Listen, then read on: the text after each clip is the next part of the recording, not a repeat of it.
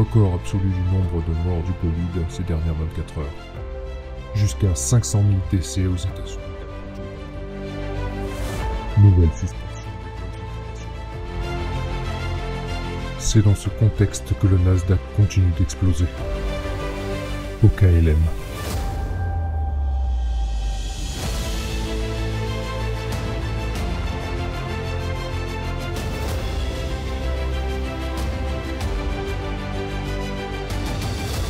Le Bitcoin s'écroule.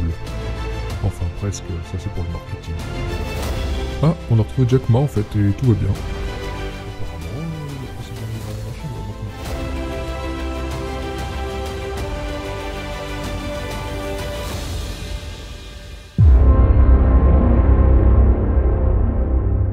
Quand ça baisse et quand ça monte sur les marchés, c'est toujours pour les mêmes raisons. Ah bah on est le premier à regarder les news pour comprendre le contexte, savoir s'il n'y a pas une explosion de liquidité supplémentaire qui fait bourrer le marché, ou s'il y a des grosses inquiétudes, faut shorter, ça va s'effondrer. Mais bon, je sais que maintenant t'as compris le concept. Quand ça monte, c'est grâce à Joe, à Christine et à GG. Donc les fameux banques centrales, les plans de relance des gouvernements. L'économie va probablement repartir, c'est normal. Cette semaine, nouveau record historique à Wall Street. Et dès que ça baisse d'un poil d'ours, c'est à cause du Covid. Voilà, faut pas s'embêter. Bon, on va commencer par les mauvaises nouvelles avec le point des primes.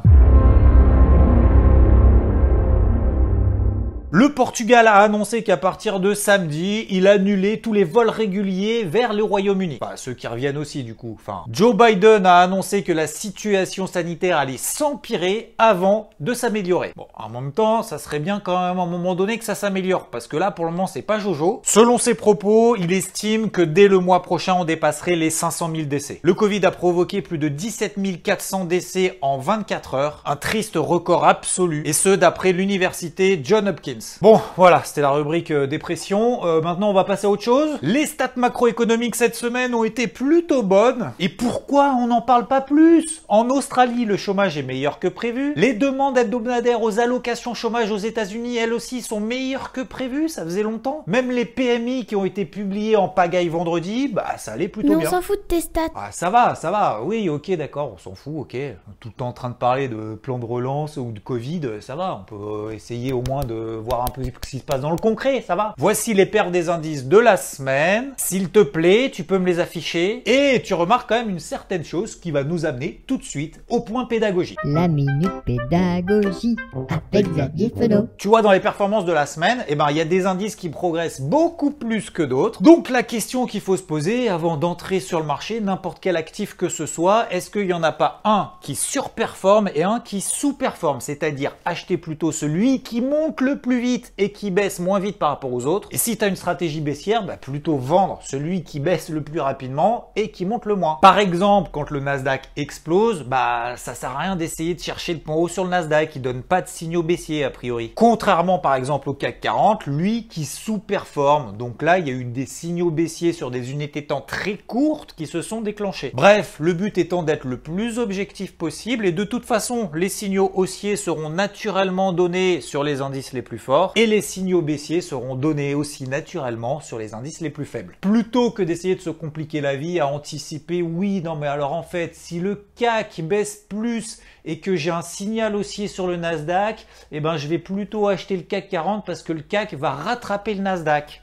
Alors, ça marche pas effectivement tout le temps, cette notion de sous-performance et surperformance, parce que je te rappelle que les indices sont composés d'actions, et les actions évoluent, chacune d'entre elles, notamment en cette période de résultats, et il peut y avoir des décalages de cette manière. Alors, qu'est-ce qui se passe sur les marchés lorsque c'est plutôt les démocrates qui sont au pouvoir aux États-Unis? Tu vois ici sur ce graphique les statistiques depuis 1932. Et lorsque les démocrates sont là, a priori, ça se passe quand même mieux avec une performance moyenne de 19,5% sur l'indice SP500. Et déjà tout de même 15% de perf depuis le jour des élections. Bref, la bourse aime les démocrates. Alors concernant le point microéconomique cette semaine, eh ben, il y en a quand même partout. Alors, on va faire les plus grosses et les plus connues. Tout de suite, direction Netflix. Enfin, attends, non, pas Netflix, l'action Netflix. Commence pas à switcher sur Netflix tout de suite. Après, c'est bon, on a le temps. Netflix qui a dépassé les 2 millions d'abonnés. Non. 20 millions d'abonnés. Non plus. 200 millions d'abonnés à Netflix. Oh, bon, en même temps, avec le couvre-feu, en même temps, il y a un peu que ça à foutre, du coup. Ah, ça arrange bien le couvre-feu, hein, quand même, pour Netflix, hein. Plus 70% de performance depuis un an pour l'action. Et nouveau record historique. Ça, c'est de la tendance. En parlant de tendance, Google, plus 90% depuis le mois de mars. Nouveau record de son histoire, elle aussi. Alors, elle n'a pas encore publié, hein, ça sera le 2 février. Et là aussi, grosse tendance. Les bancaires ont commencé également à publier avec notamment Goldman Sachs qui a plus que doublé son bénéfice net sur le 4e trimestre, plus 153%. 4,5 milliards de dollars de bénéfices sur le trimestre.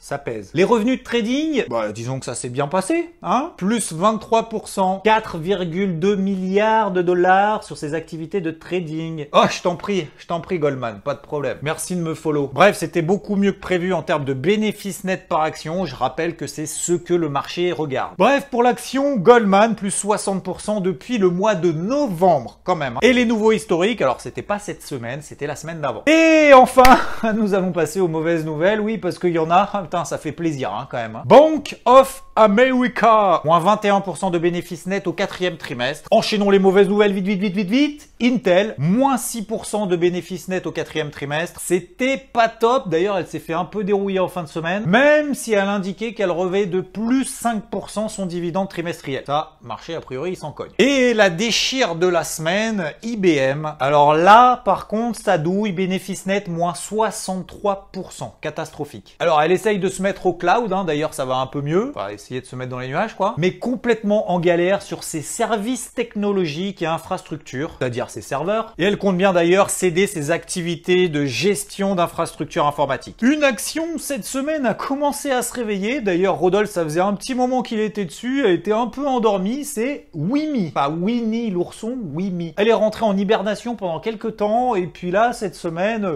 Wake up, bim, plus 25% direct. Ils sont spécialisés dans la réalité augmentée et ils font de la publicité en réalité augmentée. Voilà. Après, je me suis pas encore tout à fait renseigné sur ce que ça donne, mais ça vaut peut-être le coup d'essayer. Bref, comme quoi, il peut y avoir des plus 25%, et ça n'existe pas que sur les cryptos. Ah, sinon, la révélation de la semaine, hein, c'est Jack. Jack is back. Pas Jack Daniel, hein, ni Jack Sparrow, Jack Ma. Alors, qu'est-ce qu'il a fait pendant tout ce temps? Bah, il a fait un petit tour du pays, de la Chine, et puis finalement, il est revenu, il dit, bah, c'est quand même pas mal comme pays, en fait, hein, c'est bien, c'est cool. Alors, pourquoi tu critiques? Pourquoi tu critiques le gouvernement, alors? Ah non, mais moi, je critique rien du tout, hein, j'ai metté à un moment donné, quand voilà, ça allait pas très bien, bah voilà, de temps en temps je troll un petit peu, mais franchement, c'est cool, hein.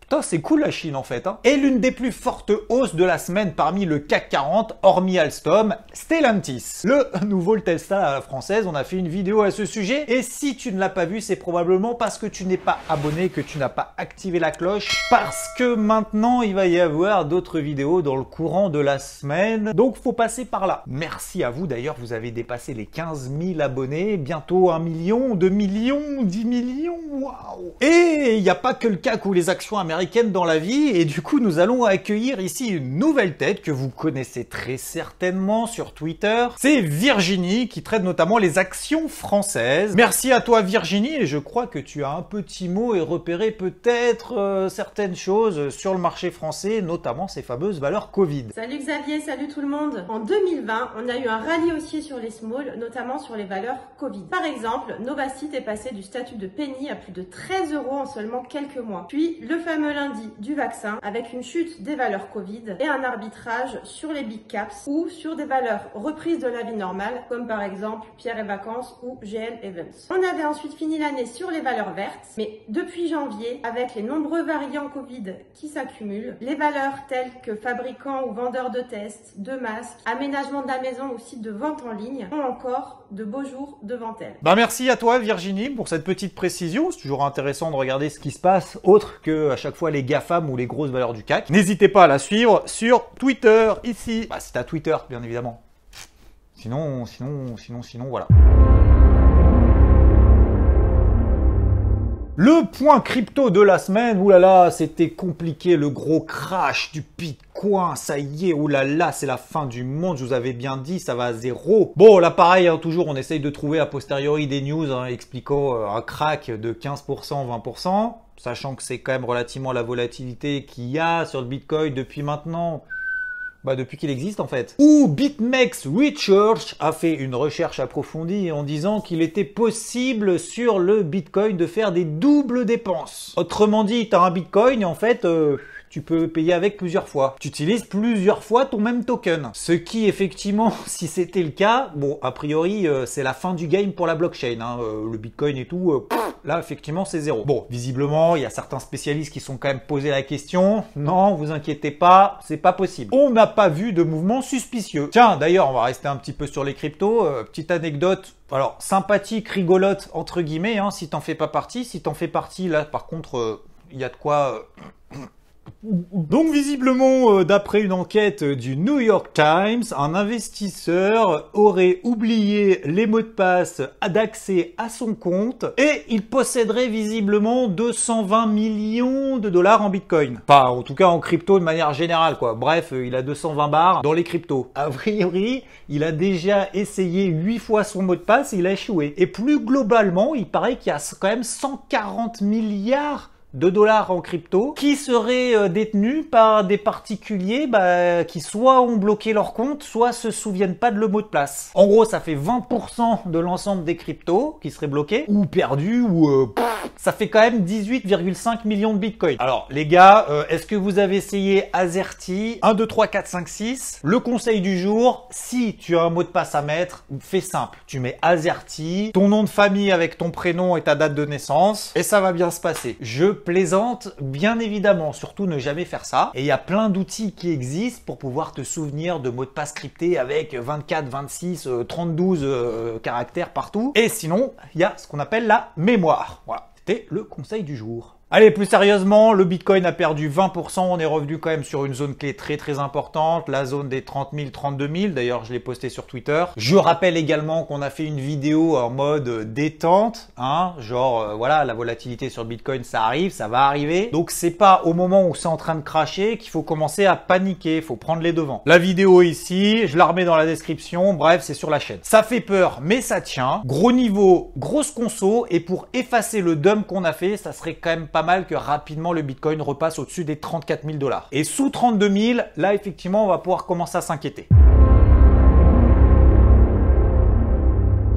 Techniquement sur les indices, et sur les indices américains notamment, on est toujours très loin des moyennes mobiles à 20 jours qui ont une pente ultra ascendante, hein, puisque comme tu le sais, cette semaine nous avons réalisé des nouveaux records historiques. Du coup, même si les indices devaient consolider de 2,5%, on serait à peine en train de faire la touchette sur cette MM20 Daily. Donc la tendance même à très court terme reste toujours haussière.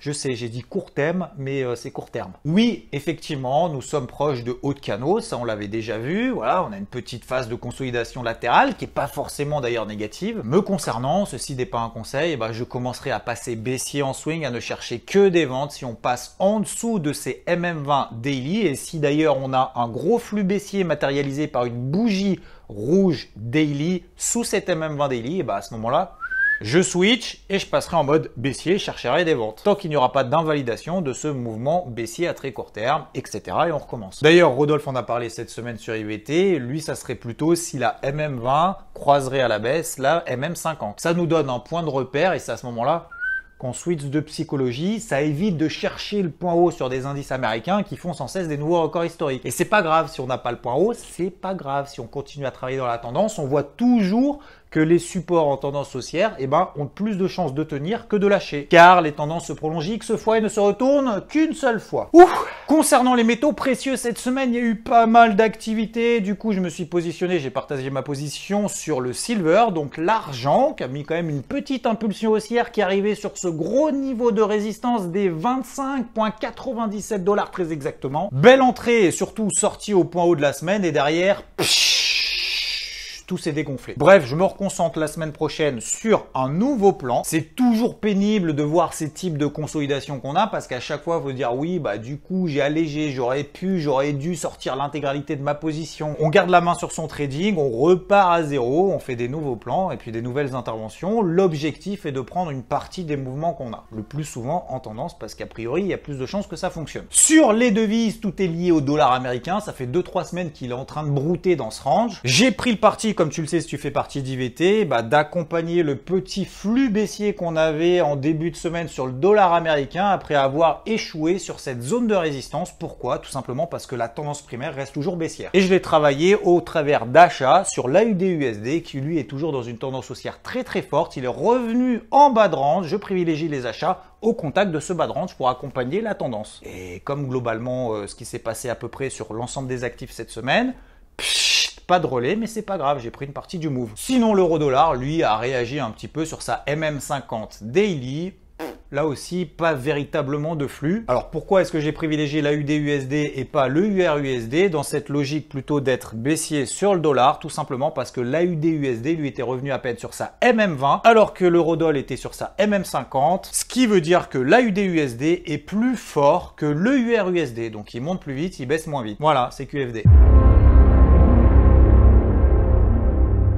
À suivre la semaine prochaine des publications microéconomiques. Voici les plus grosses publications un peu ici et là. Ça sera light au niveau macro comme tu le vois. Il y a des gros niveaux notamment sur le CAC et le DAX qui vont être testés. Donc ça va être encore une semaine relativement intéressante. Le dollar américain lui il broute. Donc on reste quand même sur le qui-vive au cas où il commence à se réveiller un petit peu. Donc en attendant on fait plutôt des opérations intraday comme tu l'as vu. Et en conclusion je dirais qu'il ne faut pas rester focus sur son actif préféré. C'est pas forcément une bonne chose. Faut essayer d'être ouvert, alors je dis pas ouvert à tous les marchés, mais au moins ouvert à d'autres actifs dans cette classe. Et si tu connais pas, tu peux découvrir de belles choses. C'est pas parce que voilà, on trade en France et on connaît que le CAC que forcément faut rester focus sur le CAC ou sur le DAX. Il y a aussi d'autres indices qui surperforment, qui sous-performent. Et c'est pas forcément parce qu'ils cotent ailleurs que c'est forcément plus dangereux. Si tu fais attention à ton money management, tu peux en pas des risques inconsidérés. Tu commences pas à mettre la maison sur quelque chose que tu connais pas, ne surtout pas faire bien évidemment. Bah oui, tu peux découvrir peut-être des actifs que tu connaissais pas, voilà, en ayant progressivement. Le but, c'est pas de faire du fric, c'est déjà d'essayer de comprendre ce qu'on fait et de découvrir de nouvelles choses au fur et à mesure, bref, d'apprendre. Peut-être d'ailleurs que tu fais partie de ceux qui découvrent la chaîne, donc abonne-toi vite, mets la cloche, like, partage, etc., etc. Genre, on a des actions américaines qui surperforment, comme on l'a vu notamment avec les publications cette semaine, des indices qui en intraday sont baissiers, et d'autres, par exemple, comme le Nasdaq,